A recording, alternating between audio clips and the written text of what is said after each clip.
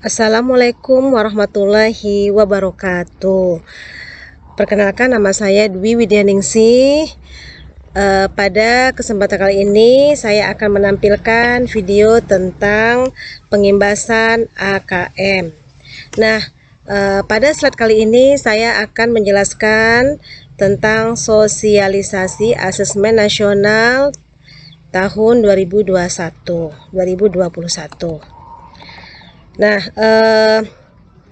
Ki Hajar Dewantara pernah berkata bahwa pendidikan adalah daya upaya untuk memajukan budi pekerti, yaitu kekuatan batin, karakter, pikiran, dan tubuh anak. Nah, pada kesempatan kali ini saya akan menjelaskan tentang Merdeka Belajar sesuai dengan Surat Edaran Kemendikbud nomor 1 tahun 2020, yaitu tentang Merdeka Belajar. Pertama, USBN diganti dengan ujian sekolah. Kemudian ujian nasional diganti dengan asesmen kompetensi 7 survei karakter, yaitu di mana 7 survei karakter ini yang merupakan rujukan dari AKM. Kemudian PBDB dengan zonasi, kemudian bebas mengembangkan RPP. Nah, bagaimana konsep yang berkaitan tentang learning skill pada abad 21? Nah, di sini asesmen nasional, di sini ada 3 kategori, yaitu pertama asesmen kompetensi minimum, kemudian yang kedua survei karakter, yang ketiga survei lingkungan belajar. Nah, ini berkaitan tentang Merdeka Belajar, di mana asesmen nasional ini sebagai pengganti UN. Nah, pertama yang akan saya jelaskan adalah tentang pengertian asesmen nasional. Nah, di sini program penelitian terhadap mutu setiap sekolah dan program kesetaraan pada jenjang dasar dan menengah.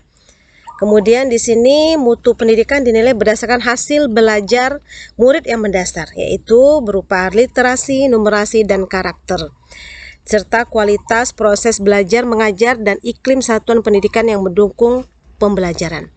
Kemudian informasi tersebut diperoleh dari 3 instrumen utama, yaitu asesmen kompetensi minimum atau AKM, kemudian survei karakter, dan terakhir survei lingkungan belajar. Nah, bagaimana sih tujuan asesmen nasional? Nah, yang diharapkan dengan asesmen nasional itu pertama, kita bisa meningkatkan mutu pendidikan. Kemudian yang kedua, mengevaluasi kinerja satuan pendidikan, dan terakhir adalah menghasilkan informasi untuk perbaikan kualitas belajar mengajar yang kemudian diharapkan berdampak pada karakter dan kompetensi siswa. Nah, di sini bisa kita bedakan apa perbedaan dari ujian nasional yang pernah kita lakukan dengan AKM, survei karakter, dan survei lingkungan belajar. Pada ujian nasional, hal yang diukur adalah capaian pada kompetensi kurikulum berdasarkan mata pelajaran. Nah, pada AKM yang diukur adalah capaian kompetensi pada literasi membaca dan numerasi, kemudian karakter siswa, dan gambaran lingkungan belajar. Kemudian target pengukuran. Di saat ujian nasional yang kita ukur adalah peserta didik kelas 9 dan 12. Tetapi pada AKM adalah pada semua satuan pendidikan dengan sampel peserta didik kelas 5, 8, dan 11. Kemudian pada ujian nasional moda asesmen adalah komputer dan pensil kertas. Sedangkan pada AKM adalah komputer.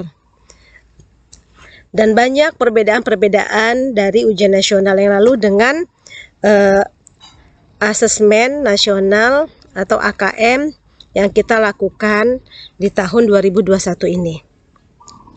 Nah, ada yang bertanya, mengapa sih mengukur literasi dan numerasi? Nah, ini menjadi alasan mengapa asesmen nasional ini perlu dilakukan.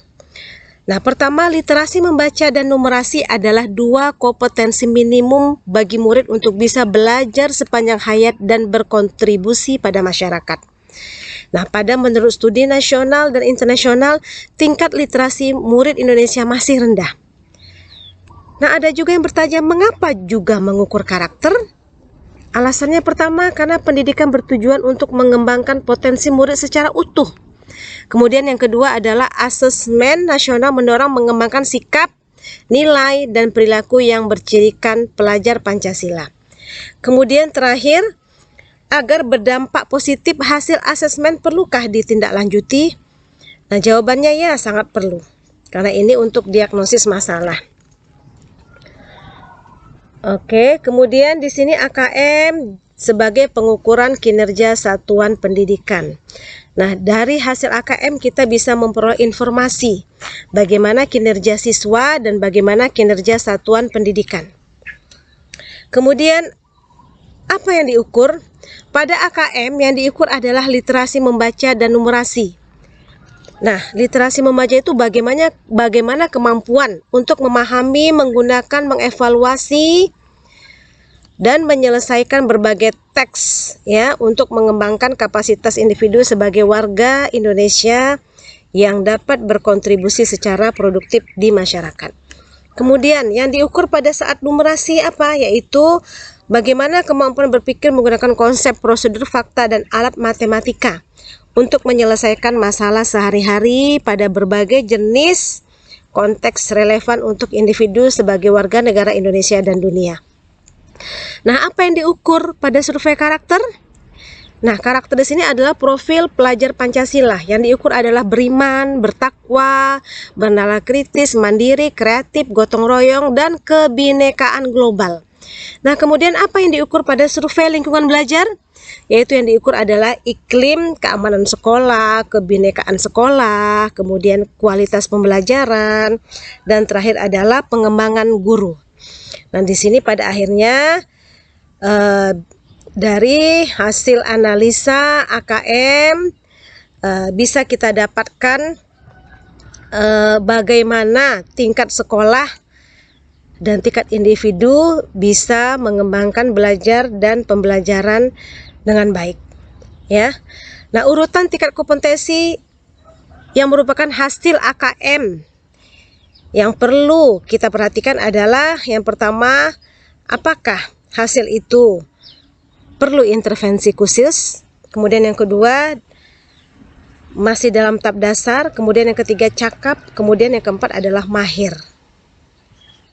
Nah, di sini laporan dari AKM ini bisa ya mengukur secara spesifik ya bagaimana